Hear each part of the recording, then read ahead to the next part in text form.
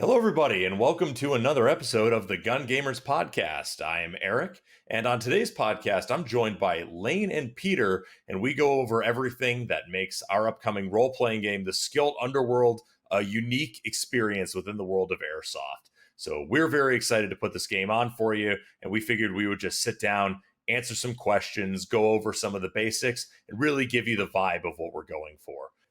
Hello, everybody, and welcome to the Gun Gamers Productions podcast. We don't know what episode number it is because we forgot, but the title will tell you. So you know and we don't. But today we thought we would hop on here and talk a little bit about our upcoming role-playing game this summer, The Skilled Underworld, to be hosted on August 24th and 25th, if I recall correctly. It's going to be overlaid. But anyway, you'll know the date of that, and we don't. But it's going to be at Skirmish Paintball in Pennsylvania near Albrightsville. It's going to be there, and it's going to be a 2-day LARP event using airsoft guns to systemize the combat and all of that. But otherwise, it's a totally new format for us. It is a totally different style of event, a totally different style of game. And I think that's what makes it so exciting. So I'm really glad that we've got Peter here, who's one of our resident role-playing nerds who left a lot of comments who were designing the rule set. Definitely had a big hand in developing it. The last time I was on a Gun Gamers episode of anything was back in the Omega days when we were discussing how to create a character for a LARP game. So Eric thought it would be a great idea to invite me back for this one. Yes. And we've got Lane here, one of the partners here at Gun Gamers Productions, who is, what are you doing at the role-playing game? You're doing like embedded media, right? Yeah, so we still have to have, the media. Everybody wants to see the cool pictures of them. That's half the fun. But we wanted to do it in a way that was still in the game. I feel like it would be a disservice to the type of game that we're trying to host if I was in like an orange construction jacket and nobody shoot me and don't interact with me.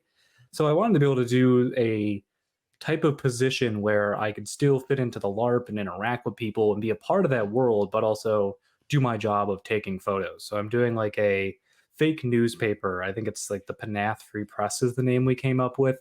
And there'll be, news throughout the actual game being put out. Like I'm going to be writing newspapers and then also doing the photo for people to see afterwards. Yeah. And I personally am going to be the governor of the Umbra province, the provincial governor or the provisional governor, more like. But I'm very much looking forward to also being able to do kind of the dungeon master and local officiating role. Again, to be in the game and be interacting with everybody and playing a character who's going to have, key moments throughout the game, potentially, depending on how players interact with me.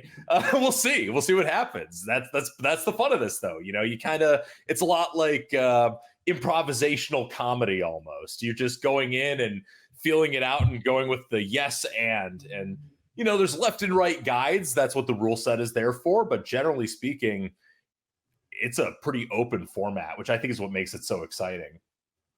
Yeah, I think it's different than a lot of the other things that we do out there. This is not our traditional force-on-force style game, but I think it's a type of game that we all have been craving. Like, we've wanted this experience. There's been various other options to get something similar, but it's nice to be able to build that yourself and, design the game in the way that you'd want it to be played. So I'm super excited to be a part of this. Yeah. I've done I've done so many different role-playing games in Airsoft throughout my different years. I've done different promoters, different scales, different local versus national versus regional, and all that different stuff. But I just am super looking forward to being able to have this immersive world that's really built for the players to be able to come in, bring a character, bring a business, bring all that different type of stuff, and just roll with it and see how it goes. And we've got our factions that are going to be embedded within the populace, and they're all going to be trying to recruit people. You're heading up a faction, right, Peter? Yeah, I'm actually running one of the three major factions for this game. We decided to go with three. I'm running the River Company. It's a shipping and courier company that's new to the area. They may have some underlying motives for wanting to operate and set up operations in this new DMZ between the Elmeric Republic and the Kingdom of Gogeria. But players are going to have to come to the game to find out exactly what we want and why we're here. Yeah, that's the big thing with the factions, right? Is you want to have that hook for why the players want to interact with them, but we can't spoil everything. So if you really want to learn what's going on, we do have an event primer that's going to be linked in the description. We do have our full rule set that's all going to be linked down there.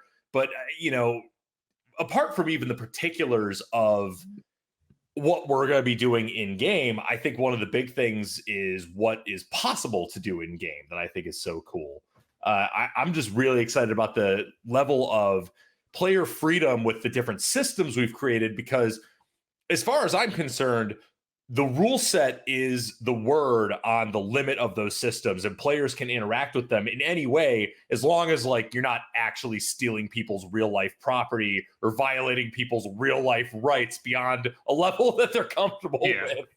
Yeah. It should be said, this is a cops versus robbers style LARP game. And I know probably a lot of airsofters kind of shy away from the term LARP. It's alien, or it's like they think of like foam swords and like throwing beanbags and yelling lightning bolt at each other in the woods. But we're trying to really make this something unique. I have a pretty big background with role-playing games and like live action role-playing.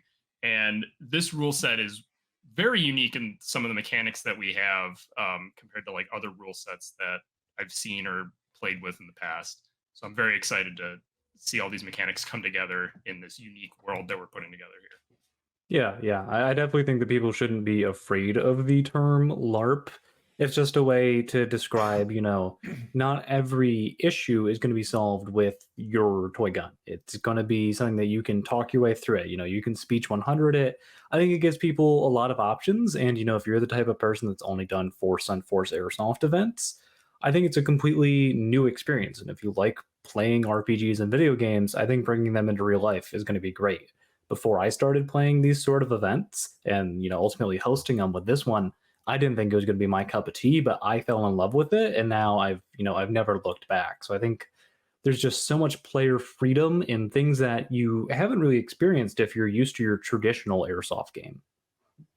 Yeah, that's the big thing that I think makes the game engaging, is that different level of freedom and that different style of engagement. Because I personally, when I play a lot of Airsoft games, I really like to lean into the scenario and the role play. Like even when it's a force on force game, I'll try to really lean into it and ham it up. And these games are designed for that. If you've ever, God, I'm revealing the frustrated old theater kid in me almost. But if you've ever really wanted to go somewhere and just be able to act for a weekend and see how it feels, like these styles of games are that. You get to go and be, I mean, whether or not you're successful, obviously, is going to depend on a lot of factors, but you could try to be Courier 6 if you really want. You could try to tell the boss to stand down, that he'll lose the east if he moves west. But It's going to take a lot of speech points to get Eric to just give up at the end of it. I mean, it gives you so much freedom to really do whatever you want. And obviously we have our rules for the LARP games. We also have the event primer, which you should read both, because it'll help make sense of what we're trying to achieve in terms of a vibe, basically.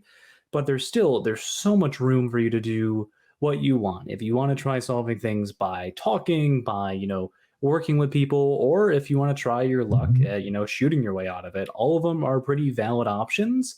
But the rule set is designed in such a way that it prevents people from just being chaos gremlins. It's done in a way that should allow everybody to have a good time, but also have the freedom to build the character that they want to be.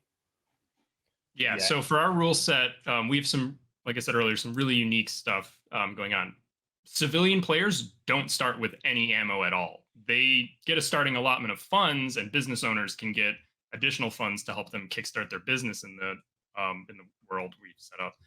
But only the police start with ammo. Civilians have to work with factions, buy it, steal it, find it in the world in order to even get that ammo. So you're really going to be relying on your actual just player knowledge, or even just your physical skills, in order to be able to handle some of these jobs and tasks that will get you a paycheck at the end of the day, so that you can go on and buy some ammo. And if you want to solve your problems with violence, you can do that way. Otherwise, you can just keep working as just a business owner and make all the money that way. That's one of the big things I'm really excited about is the fact that, it's kind of set up to facilitate the cops versus robbers game, right? Like there are criminal elements that are going to be acting against the police, and the police are going to be acting against the criminal elements, but all forms of play are valid. So if you do want to just come out and play the economic game and be able to just run the local economy through legitimate business, that is also a completely viable strategy. If you want to try to suck up to the local government in order to gain some favorable contract so that you can, again, play the economic game, that is viable. If you want to try to upset the entire local political situation in some way, probably going to be difficult, but totally viable. There have been talks. I will say that some players have approached me about potentially running an insurgency at this game, and I've told them this isn't normally the game we'd run this for, but you're welcome to try. And there are consequences to trying. There are. Again, the way that we have designed this game is, yes, you start out economically disadvantaged. The point of the game is to gain currency, which allows you to gain ammo, gain influence as well. But if you try to skirt the law, the reason why we have the police faction isn't just that there's people with guns. You can be punished and you can end up in jail. I believe our jail time is an hour for committing a crime. So there is somewhat of a punishment, but even, by getting arrested and serving your time, that may lead to some other valuable connections. It all depends on how you're willing to work with other people and how you respond to the prompts that they're giving you and the prompts that you're giving them. Yeah, police don't have to be just diehard by the books. They can be a little bit shady if they want to. Just because you're signing up as the organized police force doesn't mean you don't have to be a little bit of a shady criminal if you want and make your own money that way. Yeah, but bear in mind, you are also still being held to account for your actions. So sure, you can try to be a crooked cop, but if you're too crooked or if you can't get away with it, you might get kicked off the force, and then you got to interact with the civilians that you spent all game screwing over. But that's the whole thing is, there's actions and consequences, and all forms of play are valid. Like you're never just going to be removed from the game for in-game actions. Obviously, if you're actually physically assaulting people or something like that, yes, please leave. Thanks for your money. We'll call the police if we have to. But short of that, in-game actions wise, you are free to reap the consequences of those actions as long as people are willing to give them to you. Yeah, there's a lot of freedom in what you can do, and that I think that's the beauty in it. Is we've given some guidelines, we've given a set, for lack of a better word, and then we just want to see kind of how players interact with that. The great thing about Skirmish is it is a fairly large facility. There's urban areas, there's wooded areas as well. So there's not only room for everybody to be, like, you're not just always going to be crowded with people, but there's different terrain, different types of buildings. So I think it just gives so many unique opportunities for different encounters to happen. Yeah. And we do have, I will say, like a little bit of a set piece for the night. And that's really what I think a lot of the role play is going to help lead up to, is because at night we do gain access to that whole northern portion of the facility that has a whole town, a couple of castles. I mean, really, it's got 2 towns and 2 castles. But with that, those are going to be some job sites where some of the factions are going to have some jobs and some work to do.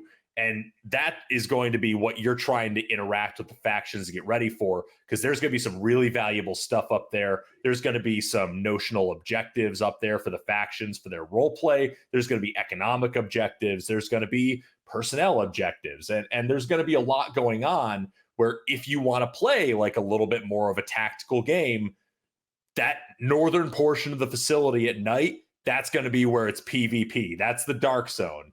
And it's going to be dark too at Skirmish. Yeah. That's hard. That's the hard mode area. And it's going to be a lot of fun, and it's going to give you, if you are the traditional airsofter and you're looking for a little bit more of that airsofty feel, you're probably going to get it there. You're going to get in more even conflict rather than, maybe being outgunned against the police department. So I think it's going to provide a lot of fun. Or if you're just there to vibe and, you're a business, above the law and everything, and you just want to hang out in the original area, that's a totally valid option as well. And just hang out with the other people who didn't. There's so many different options, however you want to play the game. Yeah, we've had some really unique ideas presented for businesses. Character or players who are wanting to run civilian can apply for businesses through our business application license, which I'm pretty sure is linked on the event primer. It'll be linked down below as well. Down below. We have some really unique stuff from various church and religious organizations to like cafes and bars and coffee shops. I'm pretty sure Wolf Cole is going to show up because they're friends of ours. And Wolf Cole is definitely showing up. Yeah, they're making an appearance. So soda entrepreneurs. We have a lot of people coming up with some really fun business ideas just to help them get that extra starting cash just to kickstart their opportunity in the game. Well, and also I think, having that thriving local economy and having that civilian populace that's role playing all their different ways as well, that's what makes it interesting for the police, because the police have to then go out and determine, hey, who is a criminal? Who can I take action against? Because if the police just go psycho and start murdering people, they're going to start losing weapons privileges and having administrative problems, or maybe the local populace will totally turn against them, which would not be good. But if you have the police being judicious and playing the social game as well as the tactical game, then you have this really interesting mix in the civilian populace of people who are potentially people the police need to take care of, and people who are potentially people the police need to protect. Yeah, the police are going to have some interesting gameplay between trying to keep actually everybody safe during the starting phase of the game, when really they're the only ones with ammunition and power in the game, to later on in the game when they're trying to figure out, is this business actually what they say they are? Is this little cafe secretly like running guns into the country? Like, are they working with one of these factions as like a drop-off point for like high power weaponry, or are they actually just your mom and pop like corner shop? Or maybe they're selling drugs. Or they're selling drugs. I think all of that, just, not only like running the business, because when you apply for it, you actually do need to run it when you get there. It needs to be a legitimate operation. But I think between the businesses and the way that police interact with them and how that changes over time just helps to make the whole LARP feel more alive, feel like a believable environment that you're in.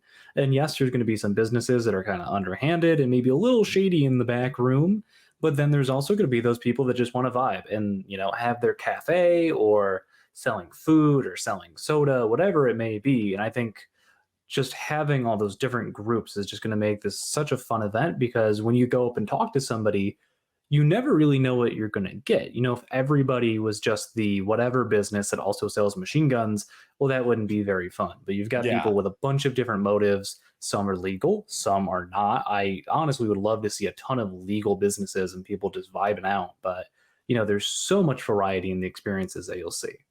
Real talk. One guy's just coming to sell muffins.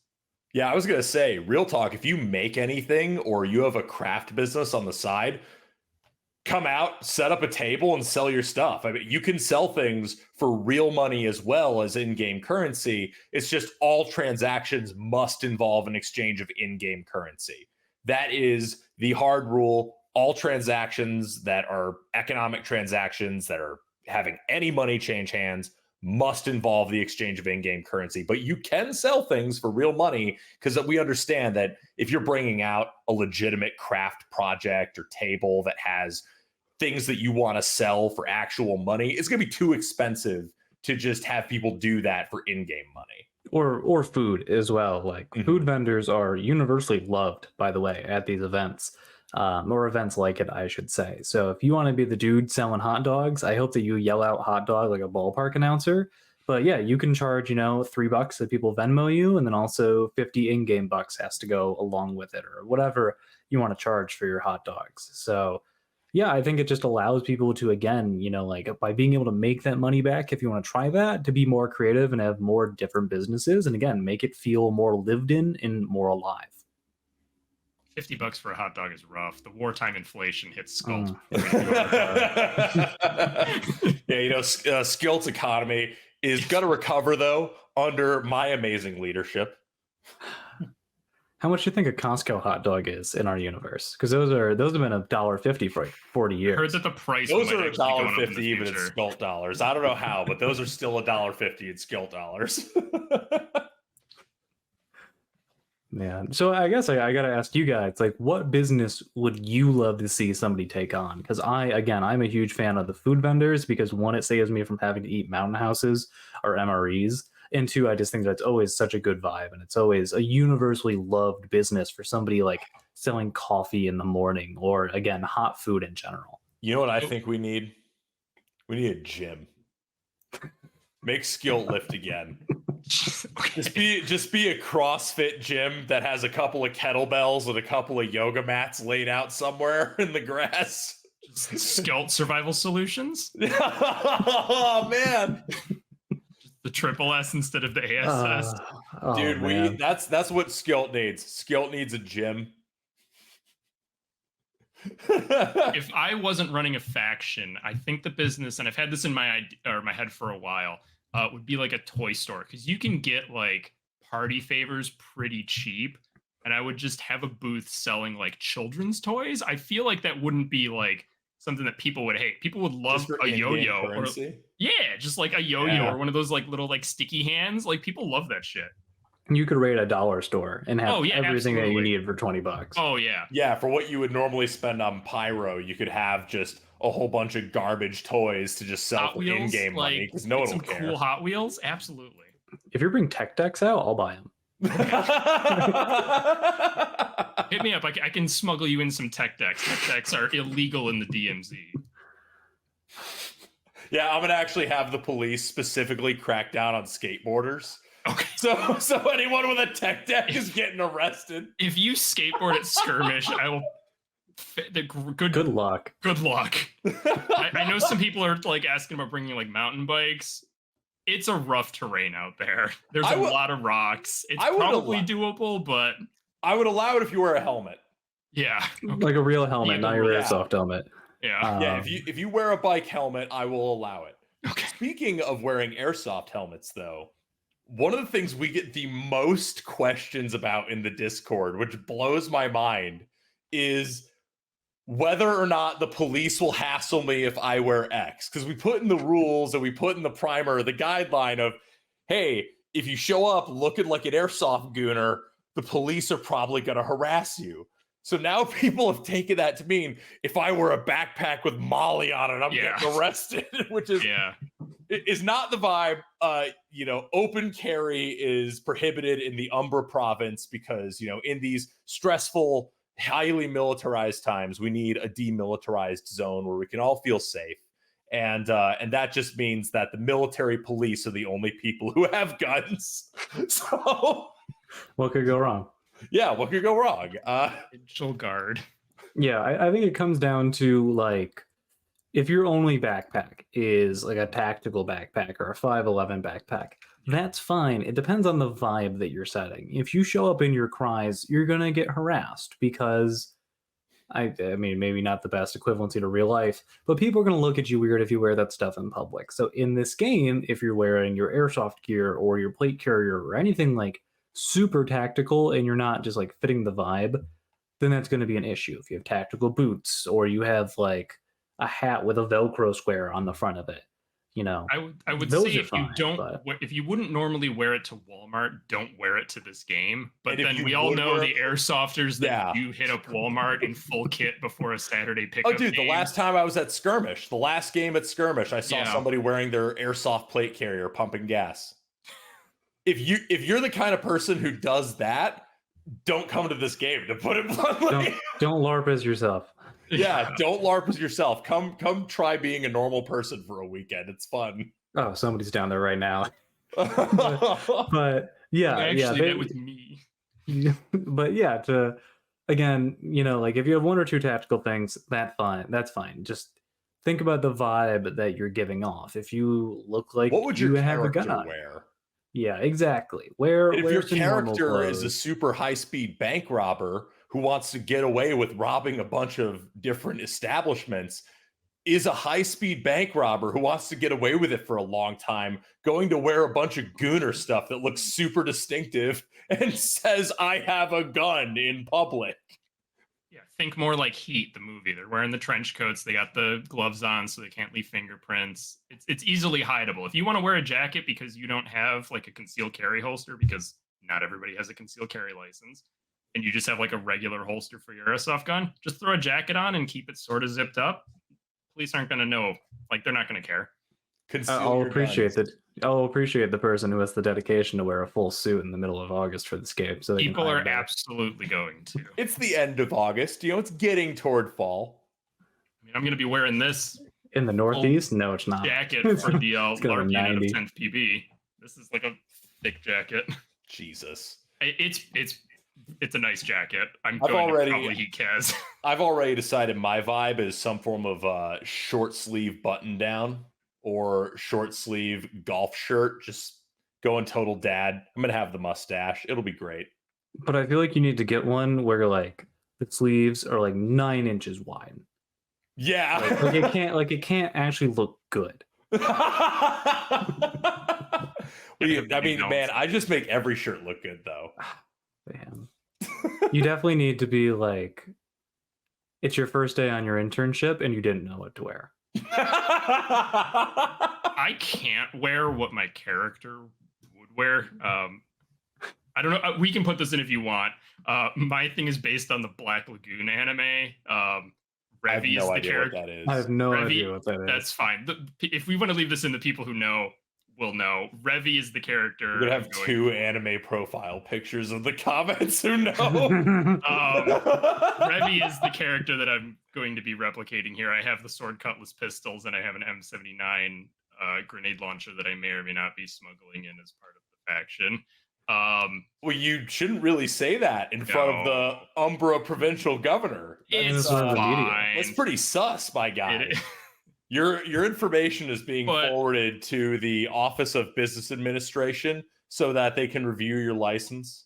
But yeah, Revy has very short jean shorts and a crop top. I don't think I have the body to pull that off, but people have asked me to try. So I may, or I might just wear jeans and a black tank top. This conversation brings up a good point for the average player that's going that is not a part of our staff. We've gotten a lot of questions about what you're actually allowed to bring in terms of like your airsoft stuff, which I think is something that you should know. There are some restrictions on what the civilians can bring to build a realistic world. Not every civilian has, a tag-in launcher and a Mark 18, but there are things that are allowed that Eric, I'll let you get into a little bit more. Yeah, that you can still have some airsoft firepower, but help to have that initial balance between the civilians and the police. Yeah, the whole goal is that Skilt is off the coast of Europe, right? Mid-Atlantic, sort of. Yeah, so think a little bit more European in the gun laws, where it's pistols, it's shotguns, it's bolt action rifles. You're able to, or semi-auto rifles even, but you are, like, as a civilian normally expected to have kind of a more ordinary weapon. How many people do you know who live in Britain and have an M249 belt fed? Think a little bit more that way. Step outside of America for a minute, because in terms of the way this game's going to play, the point is that not every civilian is a firepower powerhouse. But there are going to be ways in game that you may be able to bolster that or change that. And I think that's part of the point of the game. The point of the challenge of the game is if you want to gain some more firepower, you've got to engage with the game. And then when you engage with the game, you get a little bit more effective and you're able to go out and do more of the jobs. That's the point we're trying to go for. There is a system as well for if you want to apply for a restricted weapons permit. But I'm just going to say right now, I'm not approving every weapons permit that comes in. I am the provincial governor, and I have, as provincial governor, firm beliefs that a monopoly of force is necessary to the power of the state. So we are going to be enforcing that as best as we can in the skill underworld. I think another thing, just for people who have not been to our games, when we say that semi-auto rifles are allowed, that still means that you can bring your AR or your AK replica. Just in our rules, you are set to semi-automatic only. You can't switch over to full auto with those particular weapons. But you don't need to feel the need to go out and buy a brand new airsoft gun to be at this game. Excuse me. You can use the M4s, the AKs, the whatever you have. Just make sure to take a look at the rules and see what civilians are allowed to bring in terms of firepower. Because if you bring something that you're not allowed to have, like the average civilian can't have grenades, because that just doesn't make sense in universe, you'll be asked to put them back in your car and they won't make their way on the field with you. Police, on the other hand, do get all of the fully automatic classes that we have in our Gun Gamers rule set: CQB Specialist, Automatic Rifleman, Light Machine Gun, Medium Machine Gun, and if they're a rifleman, they can bring grenade launchers. Yep. Well, Yeah. everybody can have the fun one that we're really excited to be bringing in is pepper spray. So police mandatory to have pepper spray on part of their kit. Civilians can bring it as a self-defense mechanism. I gotta tell you, pepper spray is actually the weapons class I'm most excited about, because it's listed as its own class in our rule set just because it's funny. Totally unrestricted weapons class. Civilians can have it. Pepper spray totally allowed because it's totally non-lethal. The whole in our rule Silly set, string. Yes, we specify that silly string is pepper spray.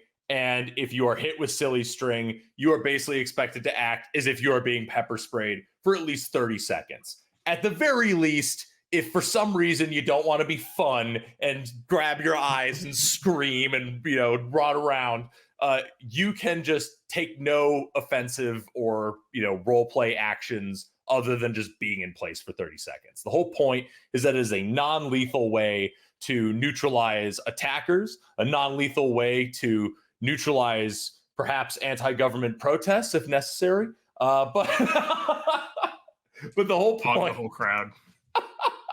The whole point is that it's a really cool just way to give that spice to encounters where you can attack people in a way other than shooting them. Yeah, I think it also people seasoning. Yeah, it also gives. As a police officer, I am a law enforcement officer in real life. That's my day job. I wish pepper spray only lasted 30 seconds. I've been pepper sprayed twice in my life for 2 separate police academies, and it lasted about 45 minutes. Not fun. Damn.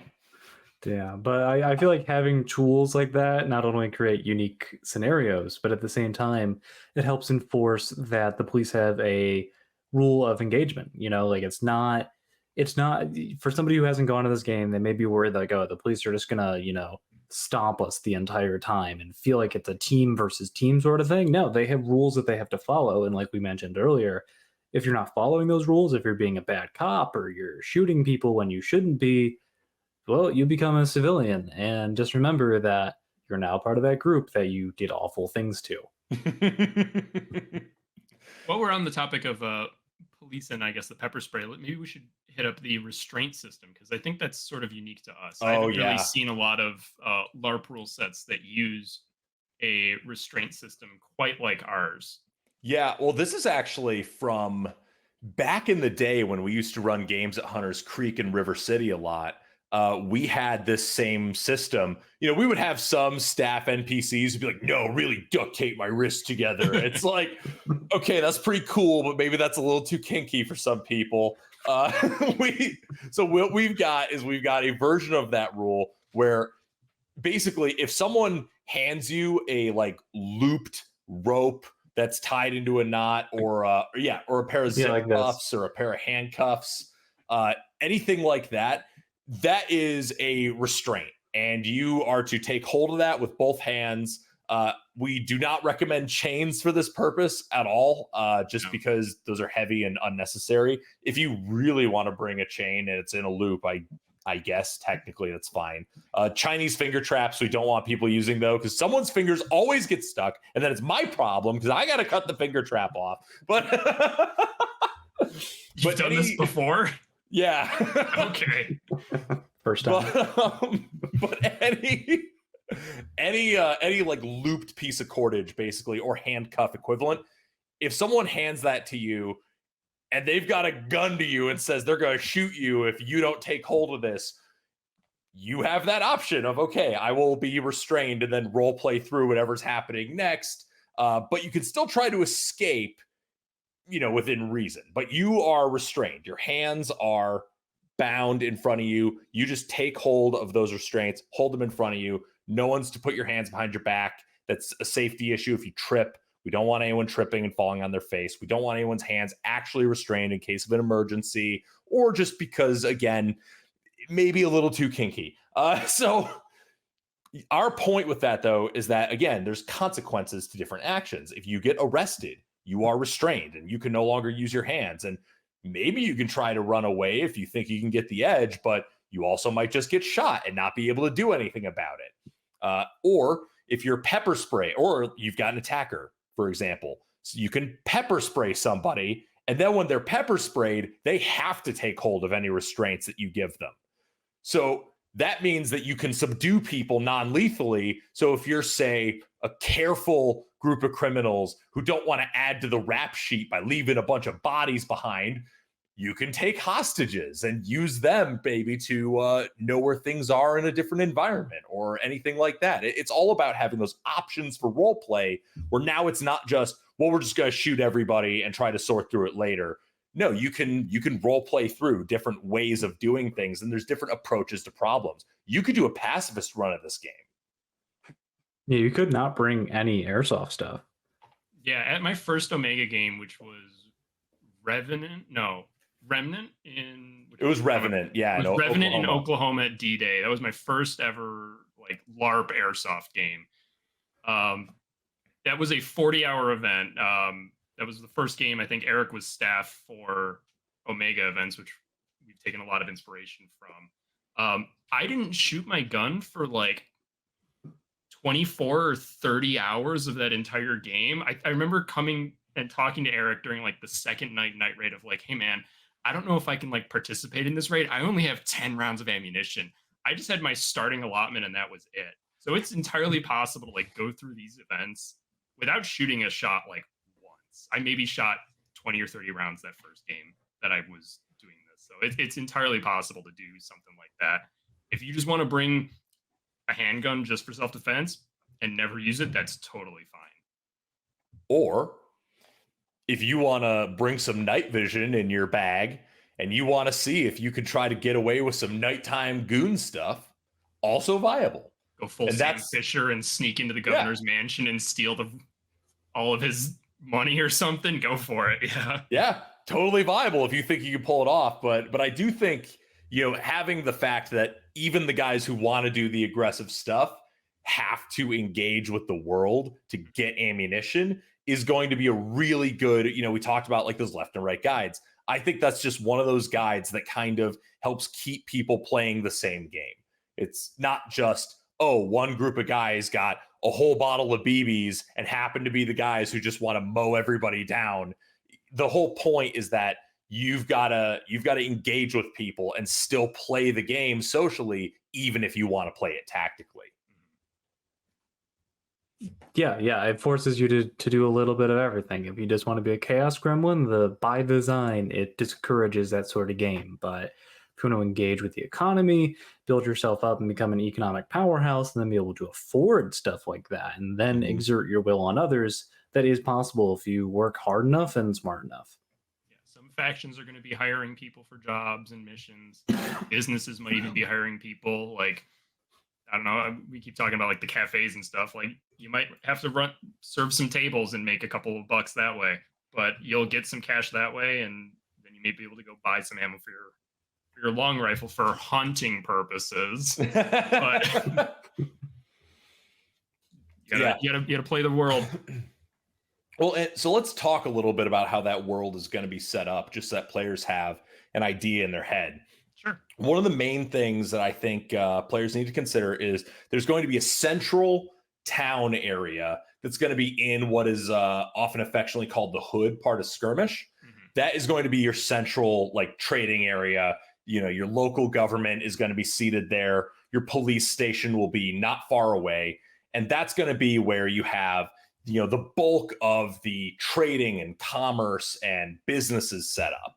So that's going to be, that's going to be where law enforcement is also patrolling the hardest, because that's the heart of the local economy, right? That's where the money is spent. That's where the businesses are trying to restart the local world. That's where the governor is going to be trying to meet and greet people and then, talk to business owners and make sure that everyone's on the same page.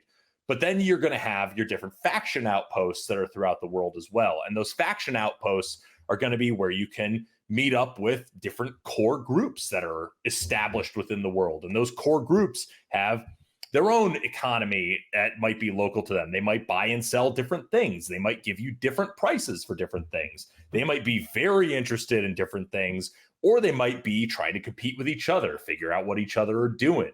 Maybe they're trying to hire you for some other more sketchy jobs. Who knows? You got to come out and find out. And then you've got your police who are going to be in their own outpost with a jail. And if you go to jail, you go to a labor camp where you have to dig for BBs for the police. Yeah, Skull runs on the BB standard, not silver or gold. Yeah, you have to dig for police BBs if you wind up in the labor camp. But theoretically, if you think you've got the guys and you've got the coordination, you could also try to break people out of the labor camp. Maybe, who knows? There's all those different things that you can try to do if you think you can do it. You can try to go deal with the different factions in different ways. But I personally recommend for the first hour of the game, just regardless of what your idea for your character is, regardless of what you think you want to do, for the first hour of the game, I think the smartest thing any player can do is just feel out the vibe. Like, go talk to people, go get the lay of the land, go talk to the different factions, talk to the different faction members, talk to the police, talk to the local government if possible. I think that's where the strength of the game is really going to become apparent when you try interacting with everyone else's characters, everyone else's business. I think that's going to really help you get the vibe of what we're going for better than anything else. Yeah, and it gives you a bunch of variety to see everything that there is to offer and see how you want to go from there. Yeah, and then we've talked about having the northern portion of the field open up for like a sort of PvP heavy, probably not the best way to describe it, zone, where it's going to get really interesting and players who really want to test their airsoft and gunfighting skills to do maybe more illegal jobs, shady stuff for the different factions that might be hiring for that. That opens up at night. But if players aren't interested in walking around at night, we do have a aid camp, like a sort of out of play area for players who just want to participate in the more like LARPy economic political side of the game, not the gunfighting and action part of the game. Erica, if you want to discuss more of that, I know you have more information on that. Yeah, so the aid camp is going to be essentially our out of place sleeping area. You can sleep in game. You can sleep, at a designated residential area. There will be at least one designated residential area in play that is still an active zone for the game. So if you're in there and you're sleeping in the field, you have to keep your eye protection on unless you are completely, totally zipped into a tent or sealed bivvy. That is the only way you can take your eye protection off, because those insides of those personal structures like that are the only out of play zone in the field. I personally will always sleep with my eye protection on. I very much recommend that. It is totally possible, but if you don't think you can manage that, or if you just aren't even comfortable taking your eye pro off inside of a sealed tent, there is an aid camp, and that is going to be a completely out of place sleeping area. The catch is that in-game items are not to go into out of play areas. So that's the whole catch-22 with this. You can go out of play to sleep, but you need to figure out a way to cache your in-game items in an in-play area so that you are not removing things from circulation just because you are removed from the game.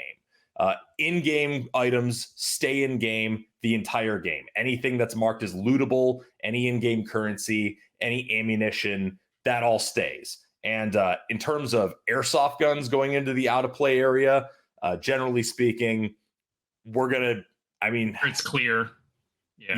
I was gonna say, were we not doing the leaving it out? I think we're doing the we discussed having the police do a gun buyback program where let's not do turn that. in their rifles. Just clear the guns.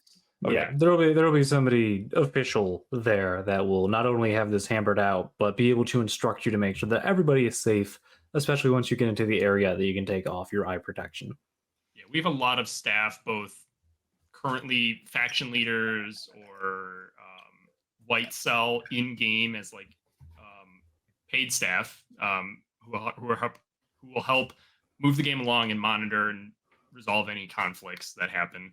But we also have a lot of staff who are just as excited to play the game, can assist if needed, but they're coming as a player first and staff member second. So there's going to be plenty of staff around. If you have any questions about the game, or if you just don't know what to do, feel free to just walk up to a staff member and ask.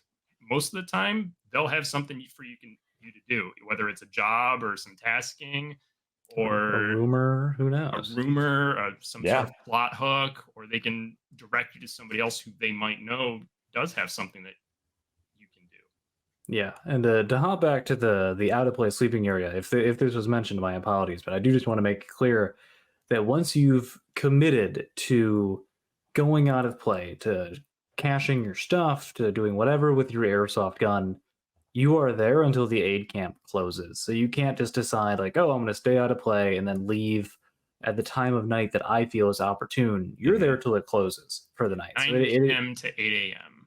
Yeah, or whatever time we agree. If we feel that needs to be shorter or longer, you are there. So it is a commitment to how you want to spend your night, but we do allow people to have that, just especially from a accountability and a safety perspective. We can't just have people running off all of a sudden. Everybody has to stay there for the night. And then when it closes, we kick you out and you rejoin society. Yep. And that's the big thing there, is just safety and accountability. We do need to make sure that people are, together, and skirmish gets very, very dark at night. That's why anyone who's sleeping in game needs to either be in a designated residential zone or the aid camp. Do not sleep in some place that nobody knows where you are, because that's just going to cause problems. It's just a whole can of worms that we don't want to get into, of making sure that nobody's lost in the middle of these deep woods at 3 a.m. There are a lot of obscure, like 6 or 7 like paintball fields that nobody uses on the western side of skirmish, on the other side of the stream. We haven't even played there as like staff for like any of the games, either Omega or GGP.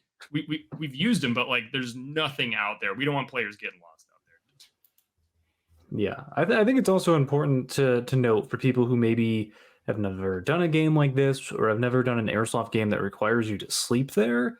What exactly are you going to need at a bare minimum to be able to walk on the field and, keep yourself alive for that 24-hour game? Yeah, and I've pulled up the packing list and I have all the red light items here. Perfect. Yeah. Let's hear them. Eye protection, full seal, Z87 plus or greater. If you're under 18, you got to have some sort of hard face or teeth protection. Mesh masks work great for that. Footwear is required, something that can last you for 24 hours. Hiking shoes or sneakers, probably. Clothing suitable for your roller weather. Police, especially, must bring a change of civilian clothes, because police aren't going to be police the entire 24 hours. They will have like an off-duty time. Yeah, you work in shifts.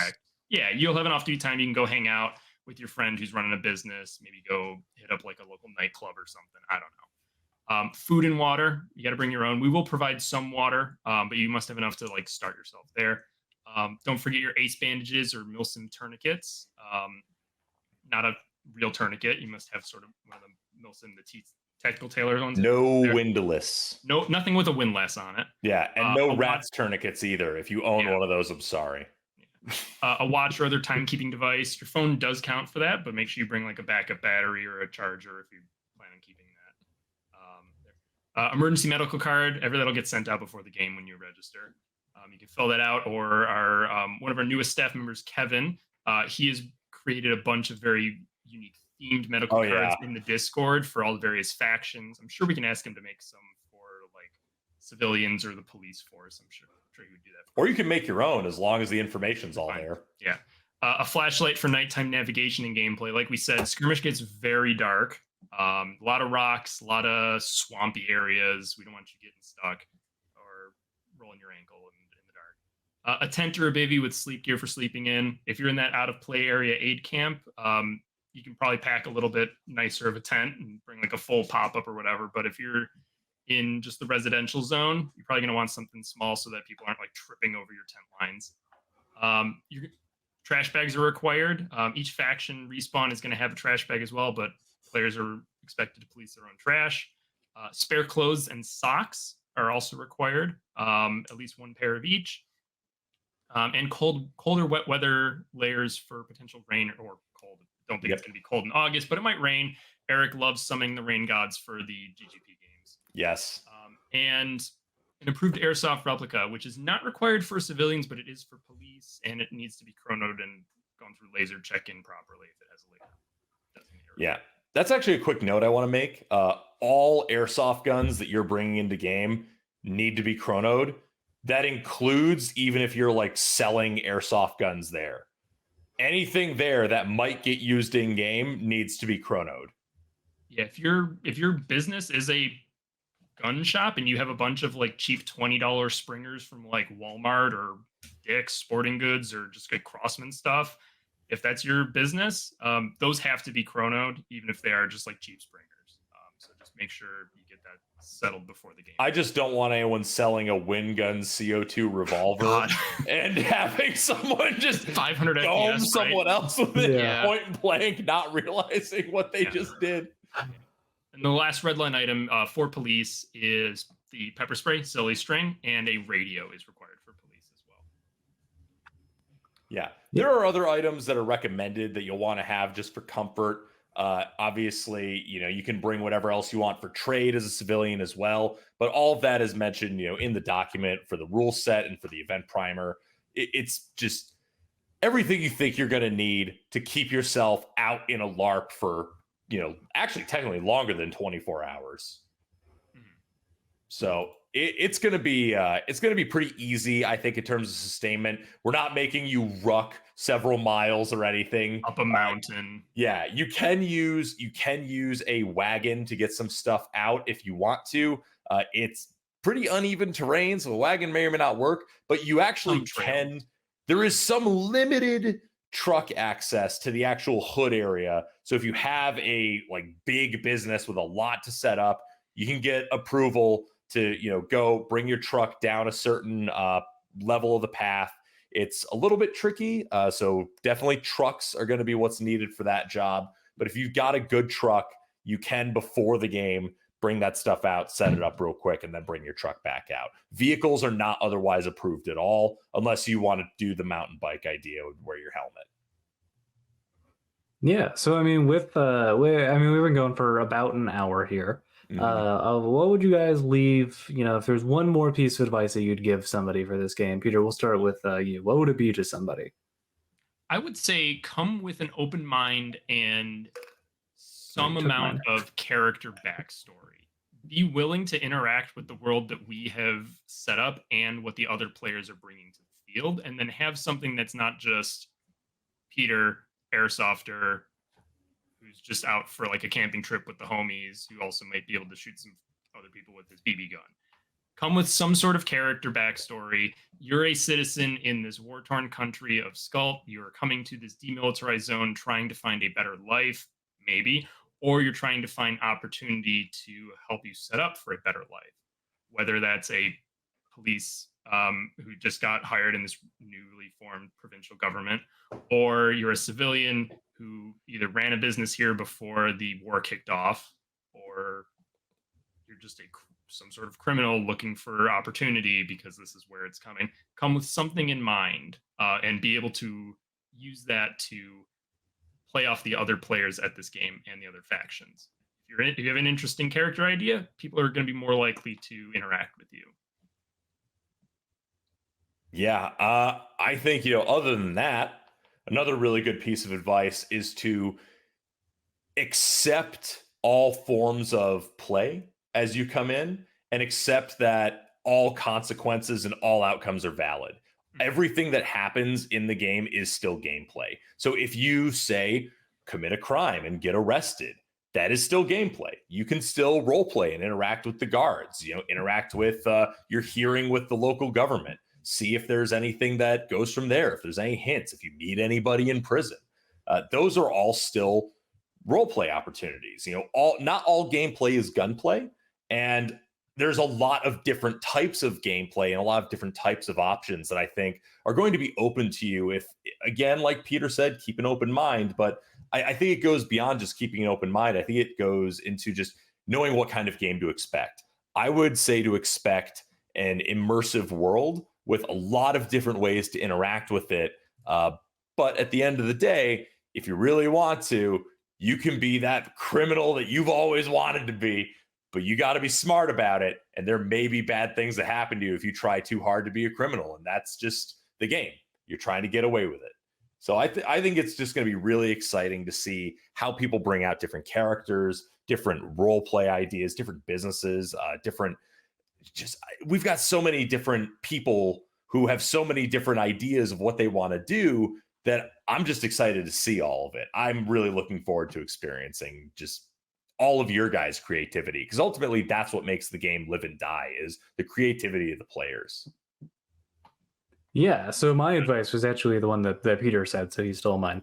I'm sorry. So my backup one, which is kind of lame, so I guess I'll give two things, is read the rules. And I Yeah. say that because it's only going to help you. And even as somebody who hosts their own Airsoft games, I've been guilty of sometimes showing up to facilities and maybe not having a perfectly clear understanding of the rule set, or thinking like, oh, I've done it before, I know what's happening.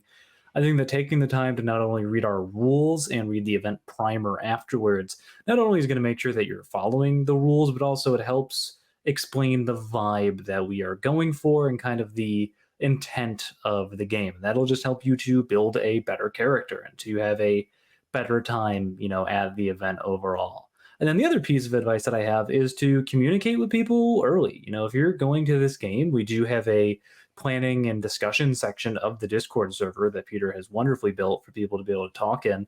Hop in, see what other people are doing. Like, let's say you want to run a business, but you're not quite sure what you should do. Well, if you're talking to people and you're seeing what else is going to be in the neighborhood, that'll give you a better idea of like, oh, it'd be, if we have a bakery, it'd be cool to have a coffee shop next to it. Let's say, for example, to do complementary businesses not only make the world feel more lived in, but also can be inspiration for you to have a really good time as a business owner or as a civilian looking for work. I will say that the planning channels are not open just yet. We have two other games this summer that we are preparing for.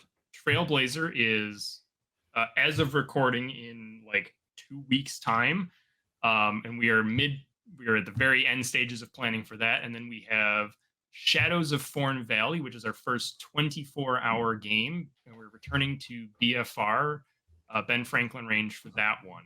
I'm sure Eric will open up the planning channels very soon for the LARP game, and we will get... My plan is for the planning channels to open at the 2 months out mark. 2 months out mark sounds good. Yeah, I think it is very reasonable, to give people that 2 months period to start really interacting and everything. I just, I didn't want to have all the planning channels too cluttered up for the staff until at least Trailblazer was done. So as soon as we're like done with Trailblazer, we've done the AAR, that puts us right at 2 months out. Our staff are able to refocus and put some real energy into doing the LARP interactions ahead of the game. And that gives us 2 solid months for everybody to just get together and plan. So if you want to be in on that early, never a better time to get your tickets than now. Prices do go up for the last 30 days leading into the game. I believe it's right at the end of July, prices go up, just because we really need people to commit as early as they can, if possible. And it really helps out when people have a good plan and don't just come in willy-nilly on an impulse. And it really makes sure that everybody has something that they're bringing to the game, rather than just me, my airsoft gun, and a backpack full of ideas. Yeah, we have a general discussion channel open right now, but the planning channels will open up in a few weeks. So yeah, I think that pretty much does it for today's episode of the Gun Gamers podcast. Thank you to everybody for joining us today for one of our first pre-recorded episodes of the podcast as well. Yeah, I think we should do this a little more. It's pretty nice being just a little more relaxed and not having to worry so badly about if I sound really stupid like I often do. I'll have to make it But, more of a regular thing and not every 5 years do a podcast with you guys. Yeah, Yeah, That right. was the last time I was in one of your. You show up to all of our games and never on the podcast. I'm sorry, I live an hour away from everybody. Yeah, well, now we're doing the work remote model, so Yeah. until the next Zoom meeting. awesome. But yeah, information on everything we talked about today, whether it be the rules, tickets, everything for Gun Gamers Productions will be down in the description below, as well as access to that Discord server as well, so you can get in on the planning groups when those open up, or the planning channels, I should say. But is there anything else you guys think would be important to mention for everybody? Man, I'm just really looking forward to it. This is honestly the style of game that I've wanted to run since we started running Airsoft games. I think you guys should both remember the night before Overture. I was just like, bro, we need to do a Cops vs. Robbers game right now. I wasn't staff for Overture, so that is brand new to me. Also, I just realized my cat is now locked into my office with me and has been for the last 2 hours. Well, now we have to see the cat. She's right there. No, bring it up.